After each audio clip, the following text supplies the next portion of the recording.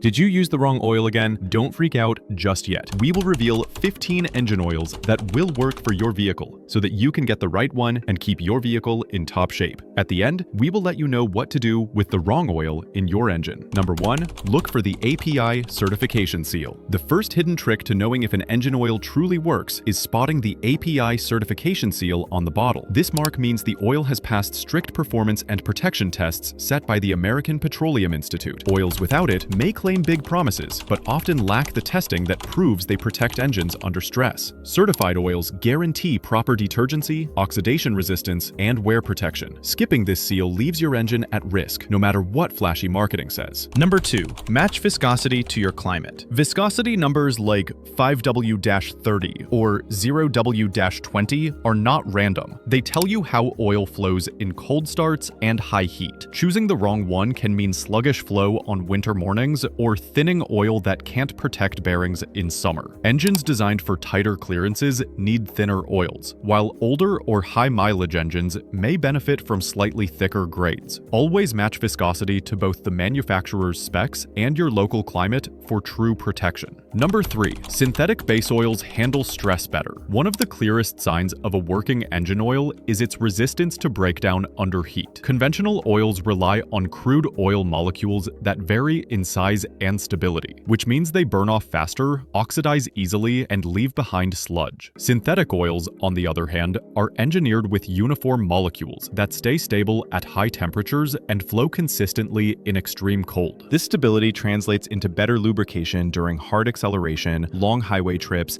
and stop-and-go traffic where engines run hot. It also means fewer deposits inside the pistons and cleaner seals over time. While synthetics cost more upfront, they extend both oil life and engine life, making them the smarter long-term choice. If you appreciate the value already provided, consider subscribing. Number 4, pay attention to detergent additives. Working oils don't just lubricate. They also keep your engine clean with built-in detergents. These additives dissolve carbon and sludge before it can bake onto pistons or clog narrow oil passages. Without them, varnish builds up quickly and restricts oil flow, leading to higher wear. Premium oils contain stronger detergent packages that protect engines running under heavy loads or long drain intervals. If you pop the oil cap and see a golden brown tint instead of thick black sludge, that's proof the detergents are doing their job. Number 5, look for zinc and phosphorus in older engines. A hidden trick to spotting a truly protective oil is checking for ZDDP, short for zinc dialkyl dithiophosphate. This compound forms a thin, sacrificial layer on metal surfaces, preventing wear in high-pressure areas like cam lobes and lifters. Modern oils often reduce ZDDP levels to protect catalytic converters, but older engines with flat tappet cams depend on it for survival. If you're running a classic car or vintage truck, using oil with adequate zinc and phosphorus content can mean the difference between smooth operation and rapid camshaft failure. Specialty high zinc oils or additives keep these engines running far beyond what regular oils would allow. Number 6, friction modifiers improve efficiency. Modern working oils often include friction modifiers, chemicals that reduce the microscopic drag between moving metal surfaces. This doesn't just lower wear, it also improves fuel economy by making the engine run smoother with less resistance. The effect is small on each trip, but adds up over thousands of miles. That's why many automakers now recommend low friction oils, like 0W-16 in newer models, designed for maximum efficiency. If your oil reduces friction effectively, you'll notice quieter operation, easier revs, and even a bump in miles per gallon. Number 7,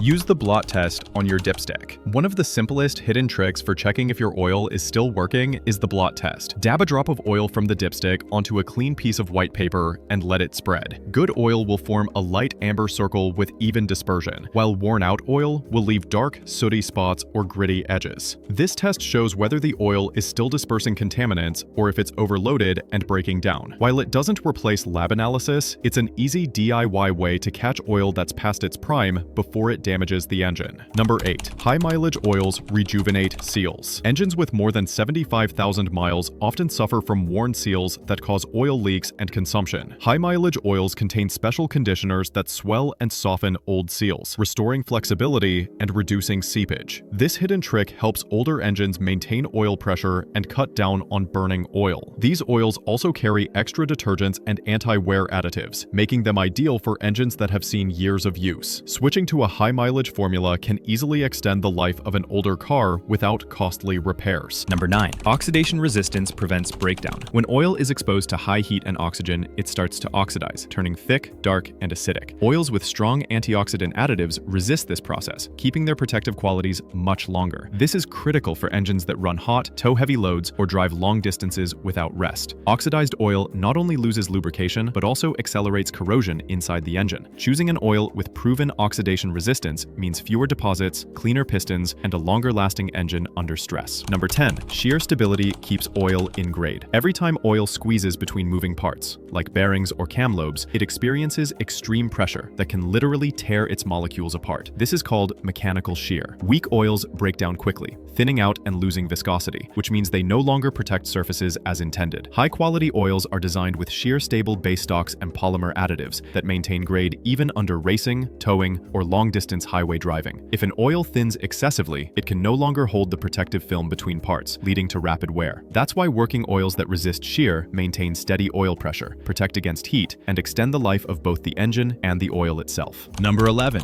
Low volatility reduces oil burn-off. One of the hidden tests of a truly working oil is its volatility rating, often measured by the NOAC test. This shows how much of the oil evaporates under high heat. Oils with poor volatility burn off quickly, which is why some engines lose a quart between changes even without leaks. Low volatility oils resist this evaporation, so the oil level stays stable, lubrication remains consistent, and deposits from burnt oil don't clog piston rings or valves. For turbocharged and high-revving engines especially, low volatility is a mark of oil that won't vanish when you need it most. Number 12. Extended drain oils demand discipline. Some modern synthetic oils advertise drain intervals of 10,000 to even 20,000 miles. On paper, this sounds like a money-saving convenience, but it only works if the engine is in excellent condition, uses high-quality filters, and operates mostly under steady driving. The hidden truth is that extended drain oils rely on advanced additive packages and base stocks that resist oxidation far longer than conventional blends. The danger comes when drivers push these oils beyond their actual limits. Even the best additive package eventually gets depleted, meaning acids, soot, and fuel dilution begin to build up. Without regular monitoring through oil analysis, or at least consistent checks, extended intervals can backfire and cause accelerated wear. In short,